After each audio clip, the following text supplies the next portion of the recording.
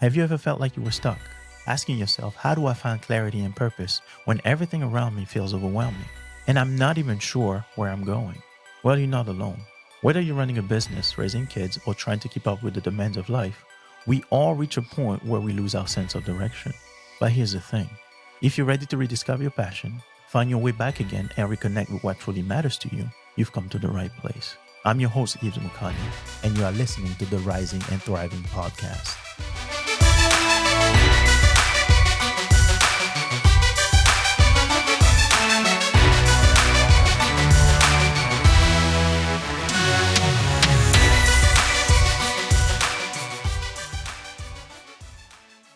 Hi, everyone. Welcome back. Welcome back. Welcome back. I'm going to start with a question for you and tell me if that sounds familiar. Have you ever hit a major career milestone? Like you landed the job you've always dreamed of, you got that promotion, or you finally bought the house you worked so hard to afford, only to feel empty? I mean, you've checked every box society told you to check, yet something's missing. Have you ever felt that way? I know I have because I've been there. I used to think that happiness was just around the corner, that the next achievement or paycheck would finally unlock it. But the happiness I thought would come with those accomplishments felt fleeting, like it was just out of reach. Now, what if I told you that happiness isn't something that you achieve, but something you cultivate from within?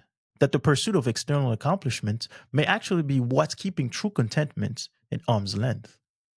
Today, we're going to break down one of the biggest misconceptions many of us, especially young professionals, carry, that happiness is a destination rather than a state of mind. Before going deeper into the subject of our episode, I want to talk to you about my coaching program and why I created it. A few years ago, I found myself in a very dark place. I was working hard, but felt like I was spinning my wheels. I had no control over where my life was going. Everything around me was crumbling, and I was powerless to stop it. It's frustrating and scary when you've lost your sense of direction, especially in your 30s and 40s, when you feel like you should have had things figured out by now. That's why I created Rise. It's a coaching program for professionals who, like I did, feel disconnected from their purpose and passion. Through 4 simple steps, Rise helps you break free from doubts, reconnect with your true self, set clear goals, and take actions that move you forwards. I've been where you are, and I found a way through it. And I know you can too. So if this message resonates with you and you're ready to start your journey of rediscovery and purpose, I would love to help you take that next step. So feel free to connect with me through my website, www.yvestmukanya.com, and it spells YVESTMUKANYA.com, or on LinkedIn, it's just Yves Mukanya. Let's work together to help you create the life you know you deserve. Now, let's get back to our episode. When I was growing up in the Democratic Republic of Congo, I defined happiness based on the amount of money someone made. I mean, the happiest people I knew were the ones who seemed to have a lot of it. At least that's what I believed. So when I moved to the United States, a capitalist country, I carried this mindset with me. It made sense to me that more money would equal more happiness. So I chased it. I worked harder, earned more, but the happiness I was seeking always seems to slip through my fingers. The more I ran after external success, the further away happiness felt. And this isn't just my story, it's a story many young professionals are living today. We are told from a young age that if we just achieve X, we'll be happy. Yet, time and time again, we find ourselves unfulfilled, wondering where we went wrong. A study by Richard Ryan and Edward Deci explores the paradox of achieving success. They found that external achievements like financial success or career achievements often give us a temporary satisfaction but don't lead to lasting happiness because they fail to fulfill our deeper psychological need. And those needs are autonomy, competence, and connection. So, what's the real deal with happiness? Let me take you back to my personal journey. When I realized that chasing external success wasn't cutting it, I started to rebuild myself from the inside out. I had to redefine what happiness meant to me, not based on what my parents, my culture, or even society told me, but what truly mattered to me. It wasn't easy, but once I let go of the idea that happiness was about money and success, I began to understand what truly mattered to me or what truly made me happy. And it centered around family, freedom, deep connection with people, and being of service to others. These values became my compass. Philosopher Aristotle once said, happiness depends upon ourselves. This quote perfectly illustrates that happiness is an internal state of mind, cultivated by aligning your action and values rather than chasing external markers. Many of us, especially young professionals, fall into the trap of equating happiness with external validation, whether it's approval from our peers, recognition from our bosses, or hitting milestones that look good on paper. But then you will ask me, why do we do this? Well, it's partly societal conditioning and partly our own fear of failure. We feel like we have to prove ourselves. The philosopher Jean-Paul Sartre once said, we are our choices. We choose to focus on external goals because we believe that they are what makes us worthy of a happiness. But the problem is, external validation is fleeting. You might get a promotion today, but that praise won't fill the void if your personal values aren't being met. This is where the hard work comes in, redefining happiness on your own terms. For me, that meant releasing the old blueprint I had carried for so long about money equals happiness. For you, it might mean releasing the pressure to achieve perfection in your career or the need of constant approval.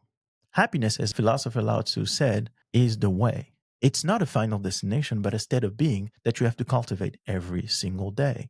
It's found in little moments of life like spending time with your loved ones, pursuing hobbies, practicing mindfulness, or aligning your daily actions with your values. So now we arrive at the crucial point. How do we shift from pursuing external validation to cultivating internal contentment? I've learned some strategies that helped me, and I want to share them with you. Here's the question. How can we stop chasing happiness and start cultivating it? Let's break it down into 3 practical steps. Number 1, align your actions with your core values. Here you have to define your personal values and make sure that your daily actions reflect them. If your values include family, make time for your loved ones. If your values include creativity, create space to express it. The more aligned you are, the more content you'll feel. Number 2, mindfulness and presence. Stop waiting for future achievement to make you happy and focus on being present. Mindfulness helps you appreciate life as it unfolds and bring awareness to the small joys you might have otherwise overlooked. And number 3, build meaningful connections. As Dr. Robert Waldinger's 75-year study of adult development showed, happiness is often tied to strong, meaningful relationships. Invest in your relationships with your family, friends, and colleagues. This connection will provide the emotional support needed to cultivate lasting contentment. We've covered a lot today, but I want to have one final thought. Happiness isn't something you find at the end of a journey. It's something you cultivate throughout your life. By shifting your focus from external validation to internal contentment, by aligning your life with your core values, practicing mindfulness, and nurturing meaningful relationships, you can break free from the cycle of unfulfillment. So let me leave you with the following question. Are you chasing happiness or cultivating it? Take a moment to reflect on what truly brings you joy and contentment, and whether your current path is aligned with that vision. Remember, happiness is not a destination. It's a journey we're all on together. Hey guys, I hope you enjoyed today's episode as much as I did. I really want to know though, what did you learn? What stuck with you? I love hearing from all of you, whether you're a current listener, a past client, or someone just finding the show. And while you're at it, do me a favor. If you're listening from your favorite podcast app, hit that subscribe button, leave a 5-star review, and throw in a 5-star rating. It really helps us grow and reach more people like yourself. If you're watching us on YouTube, don't forget to subscribe and drop a comment below. Your support goes a long way. When you leave a review, you're helping us spread this message and change the world one person at a time. It makes a huge difference. So thank you so much for being here, for your support, and for helping us rise together. Until next time, my friends, keep rising and thriving.